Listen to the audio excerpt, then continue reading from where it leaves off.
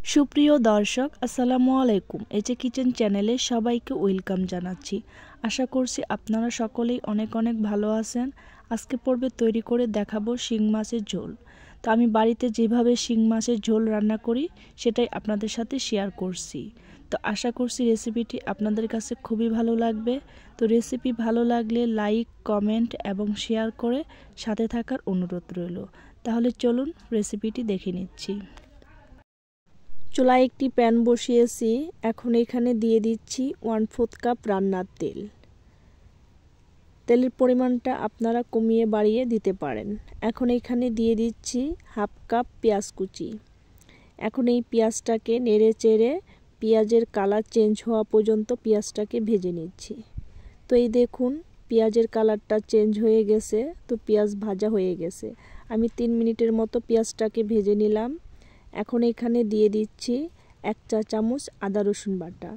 আমি আদা আর রসুনটাকে একসাথে বেটে নিয়েছি। এখন এই আদা রসুনটাকে আমি তেলের মধ্যে কিছুক্ষণ ভেজে নিচ্ছি, যাতে করে আদা রসুনের কাঁচা গন্ধটা চলে যায়।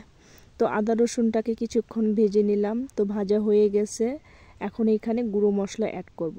তার জন্য প্রথমে দিয়ে দিচ্ছি 1/2 টেবিল চামচ মরিচের গুঁড়ো। ঝালটা আপনারা আপনাদের পছন্দ মতো দিয়ে দিবেন। আর এখানে নিয়েছি 1/2 চামচের চেয়ে একটু বেশি হলুদের গুঁড়ো, 1/2 চামচ ধনিয়ার গুঁড়ো, 1/2 চামচ জিরার গুঁড়ো আর নিয়েছি স্বাদ মতো লবণ। এখন সব কিছু দিয়ে দিচ্ছি। দিয়ে মশলাগুলো ভালো করে নেড়ে চেড়ে পেঁয়াজের সাথে মিশিয়ে নিচ্ছি। তো এই তো আমি ভালো করে নেড়ে চেড়ে মিশিয়ে নিলাম। তো মেশানো হয়ে গেছে। এখন মশলাটাকে ভালো করে কষানোর জন্য আমি এখন এখানে পানি দিয়ে দিচ্ছি। তো আমি এখানে 1/2 কাপ পানি দিয়ে দিলাম। তো পানিটা দিয়ে আবারও ভালো করে নেড়ে চেড়ে মিশিয়ে নিচ্ছি।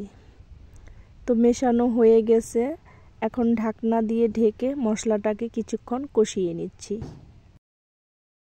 তো এই দেখুন আমি ঢাকনা দিয়ে ঢেকে মশলাটাকে কিছুক্ষণ কষিয়ে নিলাম। তো মশলা থেকে তেল ছেড়ে দিয়েছে, তার মানে মশলাটা কষানো হয়ে গেছে। তো মশলা যত ভালো করে কষাবেন রান্নাটা তত সুস্বাদু হবে। তো আমি একটু নেড়ে চেড়ে নিলাম। এখন এখানে দিয়ে দিচ্ছি বড় সাইজের 2টি টমেটো ফালি। আমি এখানে টমেটোটাকে এভাবে মোটা মোটা করে কেটে নিয়েছি। তো টমেটোটা দিয়ে ভালো করে নেড়ে চেড়ে মিশিয়ে নিচ্ছি। তো যারা ভিডিওটি দেখছেন প্লিজ একটা লাইক দিয়ে পুরো ভিডিও কন্টিনিউ করবেন। আপনাদের একটি লাইক আমাকে পরবর্তী ভিডিও বানাতে অনেক উৎসাহ জাগায়। তো আমি টমেটোটা দিয়ে ভালো করে নেড়ে চেড়ে মিশিয়ে নিলাম। তো মেশানো হয়ে গেছে। এখন ঢাকনা দিয়ে ঢেকে টমেটোটাকে কিছুক্ষণ কষিয়ে নিচ্ছি।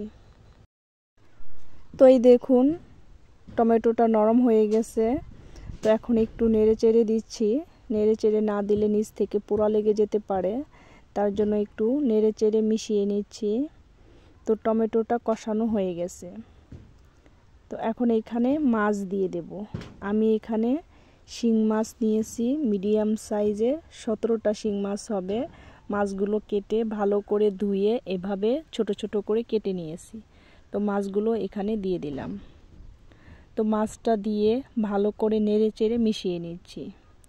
তো যারা আমার চ্যানেলে নতুন এসেছেন, রেসিপিটি যদি আপনাদের কাছে ভালো লেগে থাকে তাহলে চ্যানেলটিকে সাবস্ক্রাইব করে পাশে থাকা বেল বাটন অন করে রাখবেন, যাতে করে আমি যখনই কোনো নতুন ভিডিও আপলোড করব সাথে সাথে আপনারা নোটিফিকেশন পেয়ে যাবেন।